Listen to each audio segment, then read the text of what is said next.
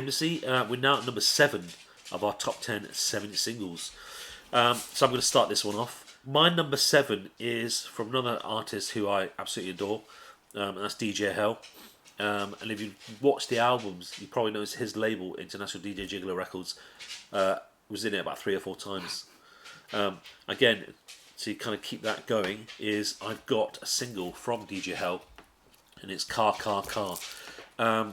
It's been out a couple of years now, but I absolutely loved this. It came out in 212 inches, loads of remixes from like Phil Kieran, Fango, Metropolis. So it had loads of remixes, so everyone knew this track. But the Phil Kieran mix was insane. That's the version I used to play. Then they released this single. There's only 300 copies worldwide, and it came out on clear vinyl. And it was a Japanese version and a Spanish version, so completely different versions, like DJ Hell versions of this track. And they're very, very different, very kind of ambient. But you also got a special sticker with this, which has actually ended up on a laptop, which I've sold now, and I couldn't peel it off, so it was too late, it's gone. But I love the strapline of this. A car is not just a car, it drives you near and far. Who knew? But DJ Hell, Jiggler Records again.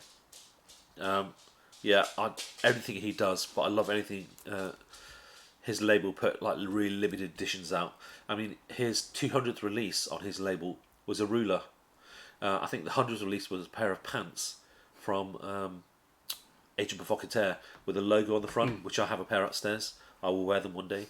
So I liked, again, I find it kind of really artist driven, where doing crazy things, or releasing pants for a release, or releasing a ruler for a release, and 300 units worldwide for this 7-inch or clear vinyl, a Japanese and Spanish version.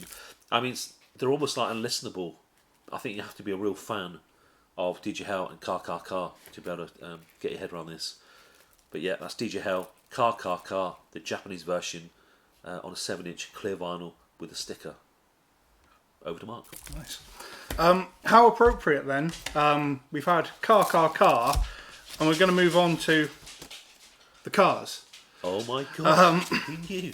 So, like, that's sheer luck, but what a thing, eh? So yeah, Drive by the Cars. So this is from their 1984 album, I believe, Heartbeat City, which I think is one of the albums that I would say is kind of one of the iconic 80s sounds. The production on that album, the marriage of like synthesizers and guitars, and like really, really glassy, crisp sounding guitars, and those almost like croonery vocals, kind of wraps it all up in a bow, really.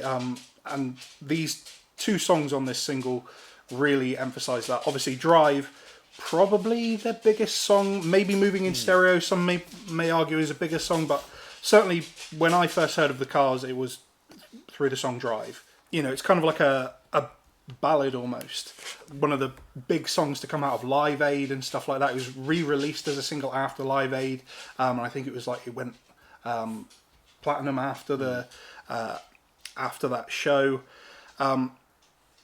Both of these songs kind of, for me, have quite similar themes lyrically. The B-side is Stranger Eyes, which is also a track on the album, Heartbeat City, and that especially, actually, just in terms of sound, that's some of the best production of all time.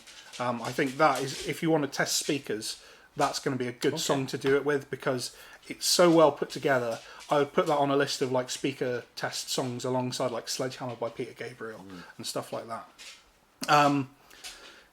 Lyrically, as I say, I think they're both quite similar. And it's probably quite often that most people, when they hear a single and it's a popular single and it kind of spreads to the masses, most people don't ever delve into what the song means. People know the words, who's going to drive you home tonight and things like that. I think it's less about kind of the idea of someone being there to help you and more kind of who's going to drive you home. I think it's probably about alcoholism. Right. And certainly I've seen a couple of things online where people have said that it talks about alcoholism in like a bit of a veiled manner. And Stranger Eyes as well. One of the lines that comes back very, very often is ride me high, ride me high. And so a lot of people would assume that it's a sex song, but I think it's actually I think the relevant word is high rather than ride. Yeah. And again, if you look at the lyrics and the way that the song is put together, it again sounds a lot like a song about addiction. It could be the car talking to Yeah, the person. it could be that as well. Interesting as well, these are both songs that Ben Orr did the lyrics or the vocals to, rather than Rick Okasek.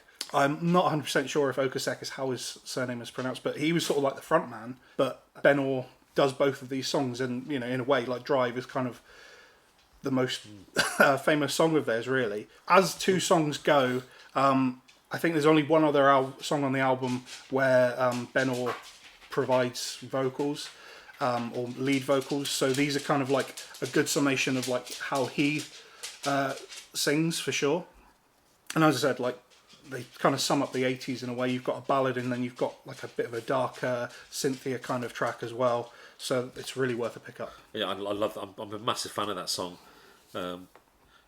Yeah, there was a spate where there was like all these big kind of like rock slow songs coming out, and I love them all, but I do really like this one. Yeah, massive fan. I'm a big fan of the Cars anyway. I think they're great. Amazing. Right, see you in the next video.